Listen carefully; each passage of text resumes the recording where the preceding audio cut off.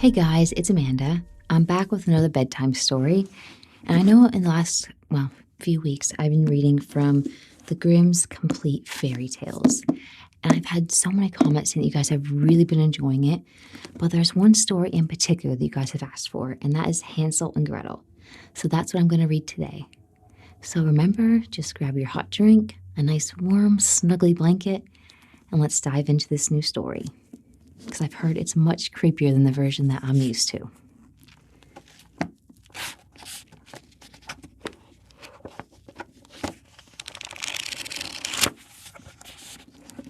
Hansel and Gretel. Near a great forest dwelt a poor woodcutter with his wife and his 2 children. The boy was called Hansel and the girl Gretel. He had 2 little bite and 2 break, and when great scarcity fell on the land, he could no longer procure daily bread. Now when he thought over this at night in his bed, and tossed about in his anxiety, he groaned and said to his wife, "What is to become of us? How are we to feed our poor children when we no longer have anything even for ourselves?" "I'll tell you what, husband," answered the woman. "Early tomorrow morning we will take the children out into the forest where it is the thickest. There we will light a fire for them and give each of them 1 piece of bread, and then we will go to our work and leave them alone. They will not find the way home again, and we shall be rid of them." "No, wife," said the man, "I will not do that. How can I bear to leave my children alone in the forest? The wild animals would soon come and tear them to pieces." "Oh, you fool," she said. "Then we must all 4 die of hunger. You may as well plane the planks for our coffins."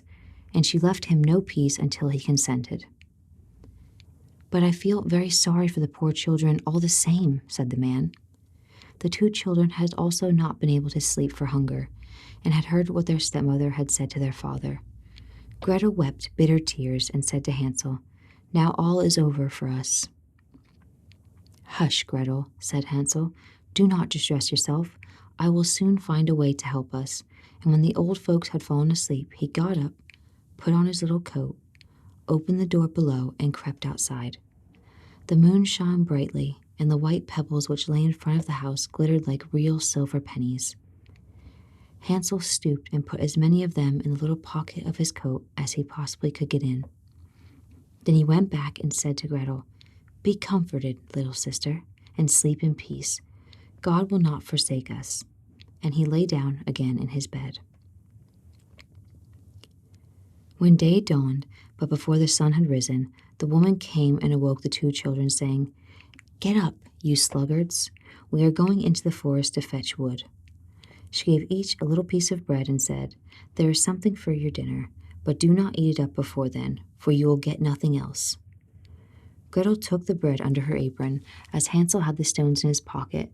Then they all set out together on the way to the forest. When they had walked in a short time, Hansel stood still and peeped back at the house, and did so again and again.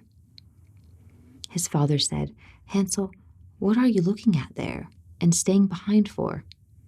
Mind yourself, and do not forget how to use your legs." "Ah, father," said Hansel, "I am looking at my little white cat, which is sitting up on the roof and wants to say goodbye to me." The wife said, "Fool, that is not your little cat.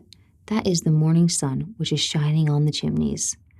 Hansel, however, had not been looking back at the cat, but had been constantly throwing one of the white pebble stones out of his pocket on the road. When they had reached the middle of the forest, the father said, "Now, children, pile up some wood, and I will light a fire, that you may not get cold." Hansel and Gretel gathered brushwood together as high as a little hill. The brushwood was lighted, and when the flames were burning very high, the woman said, "Now, children, lay yourselves down by the fire and rest. We will go into the forest and cut some wood. When we have done, we will come back and fetch you away." Hansel and Gretel sat by the fire, and when noon came, each ate a little piece of bread. And as they heard the strokes of the wood axe, they believed that their father was near.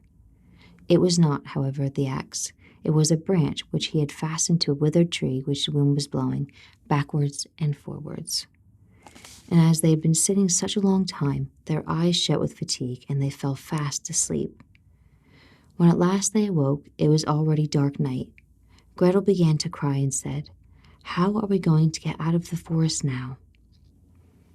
But Hansel comforted her and said, "Just wait a little until the moon has risen, and then we will soon find the way." And when the full moon had risen, Hansel took his little sister by the hand and followed the pebbles, which shone like newly coined silver pieces, and showed them the way. They walked the whole night long, and by break of day came once more to their father's house. They knocked at the door, and when the woman opened it and saw that it was Hansel and Gretel, she said, "You naughty children, why have you slept so long in the forest? We thought you were never coming back at all." The father, however, rejoiced, for it had cut him to the heart to leave them behind alone. Not long afterwards, there was once more great scarcity in all parts, and the children heard their mother saying at night to their father, "Everything is eaten again. We have 1/2 loaf left, and after that there is no more. The children must go. We will take them farther into the wood so that they will not find their way out again. There is no other means of saving ourselves."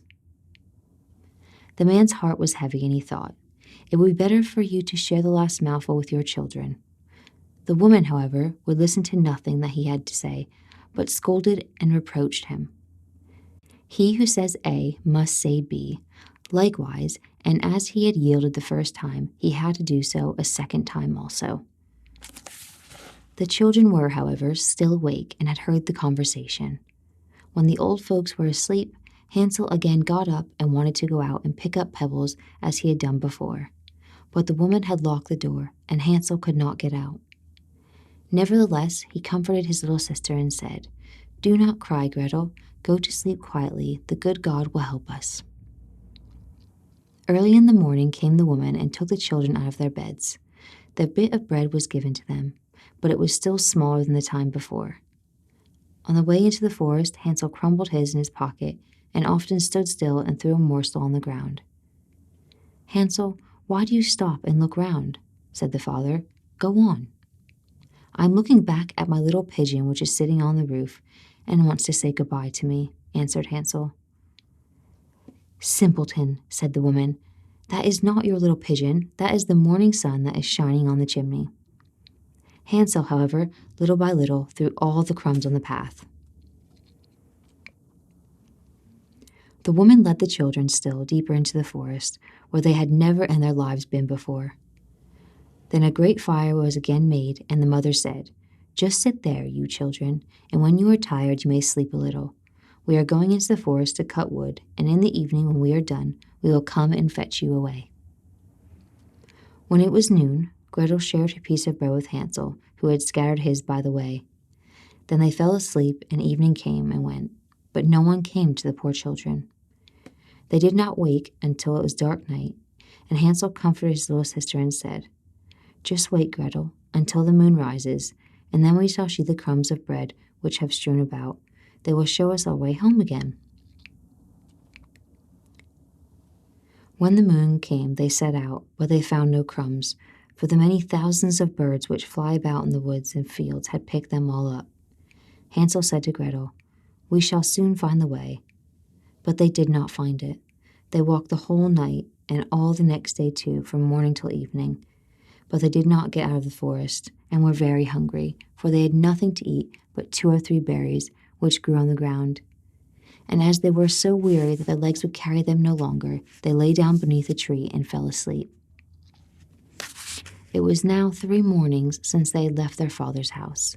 They began to walk again, but they always got deeper into the forest, and if they did not come soon, they would die of hunger and weariness.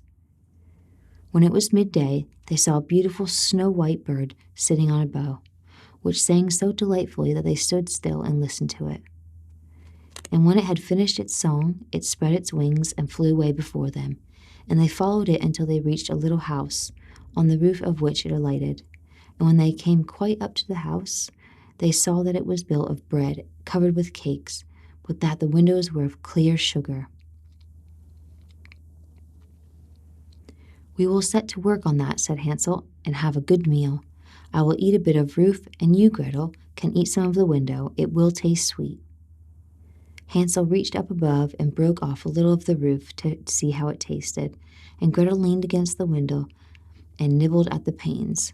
Then a soft voice cried from the room, "Nibble, nibble, gnaw. Who is nibbling at my house?" The children answered, "The wind, the wind, the heaven-born wind," and went on eating without disturbing themselves. Hansel, who thought the roof tasted very nice, tore down a great piece of it, and Gretel pushed out the whole of one round window pane, sat down, and enjoyed herself with it. Suddenly the door opened, and a very, very old woman, who supported herself on crutches, came creeping out. Hansel and Gretel were so terribly frightened that they let fall what they had in their hands. The old woman, however, nodded her head and said, "Oh, you dear, who has brought you here? Do come in and stay with me. No harm shall happen to you." She took them both by the hand and led them into her little house. Then good food was set before them, milk and pancakes with sugar, apples, and nuts. Afterwards, 2 pretty little beds were covered with clean white linens, and Hansel and Gretel lay down in them and thought they were in heaven. The old woman had only pretended to be so kind. She was in reality a wicked witch who lay in wait for children, and had only built the little house of bread in order to entice them there. When a child fell into her power, she killed it, cooked, and ate it, and that was a feast day with her. Witches have red eyes and cannot see far, but they have a keen scent like the beasts, and are aware when human beings draw near. When Hansel and Gretel came into her neighborhood, she laughed maliciously and said, "I have them, they shall not escape me again." Early in the morning, before the children were awake, she was already up, and when she saw both of them sleeping and looking so pretty with their plump red cheeks, she muttered to herself, "That will be a dainty mouthful." Then she seized Hansel with her shriveled hand, carried him into a little stable, and shut him with a gated door. He might scream as he liked, that was of no use. Then she went to Gretel, shook her till she awoke, and cried, "Get up, lazy thing. Fetch some water and cook something good for your brother. He is in the stable outside and is to be made fat. When he is fat, I will eat him." Gretel began to weep bitterly, but it was all in vain. She was forced to do what the wicked witch ordered her. And now the best food was cooked for poor Hansel, but Gretel got nothing but crab shells. Every morning the woman crept to the little stable and cried, "Hansel, stretch out your finger that I may feel if you will soon be fat." Hansel, however, stretched out a little bone to her, and the old woman, who had dim eyes, could not see it, and thought it was Hansel's finger, and was astonished there was no way of fattening him. When 4 weeks had gone by and Hansel still stayed thin, she was seized with impatience and would no longer wait. "Now, Gretel," she cried to the girl, "be active and bring some water. Let Hansel be fat or lean, tomorrow I will kill him and cook him." Ah, how the poor little sister did lament when she had to fetch the water, and how her tears did flow down over her cheeks. "Dear God, do help us," she cried. "If the wild beasts in the forest had devoured us, at least we should have died together." "Just keep your noise to yourself," said the old woman. "All that won't help you at all." Early in the morning, Gretel had to go out and hang up the cauldron with the water and light the fire. "We will bake first," said the old woman. "I have already heated the oven and kneaded the dough." She pushed poor Gretel out to the oven, from which flames of fire were already darting. "Creep in," said the witch, "and see if it is properly heated, so that we can shut the bread in." And once Gretel was inside, she intended to shut the oven and let her bake in it, and then she would eat her too. But Gretel saw that she had in her mind and said, "I do not know how I am to do it. How do you get in?" "Silly goose," said the old woman, "the door is big enough. Just look, I can get myself in." And she crept up and thrust her head into the oven. Then Gretel gave her a push that drove her far into it and shut the iron door and fastened the bolt. Oh, then she began to howl quite horribly, but Gretel ran away, and the godless witch was miserably burnt to death. Gretel, however, ran like lightning to Hansel, opened his stable, and cried, "Hansel, we are saved. The old witch is dead." Then Hansel sprang out like a bird from its cage when the door opened. How did they rejoice and embrace each other, and dance about and kiss each other, And as they no longer had any need to fear her, they went into the witch's house. And in every corner there stood chests full of pearls and jewels. "These are far better than pebbles," said Hansel, and thrust them in his pockets whatever he could get in. "I too will take something home with me," said Gretel. "But now we will go away," said Hansel, "that we may get out of the witch's forest." When they had walked for 2 hours, they came to a great body of water. "We cannot get over," said Hansel. "I see no footplank and no bridge." "And no boat crosses either," answered Gretel. "But a white duck is swimming there. If I ask her, she will help us." Little duck, do you see? Hansel and Gretel are waiting for you. There's never a plank or bridge in sight. Take us across on your back so white." The duck came to them, and Hansel seated himself on the back and told his sister to sit by him. "No," replied Gretel, "that will be too heavy for the little duck. She shall take us across one after the other."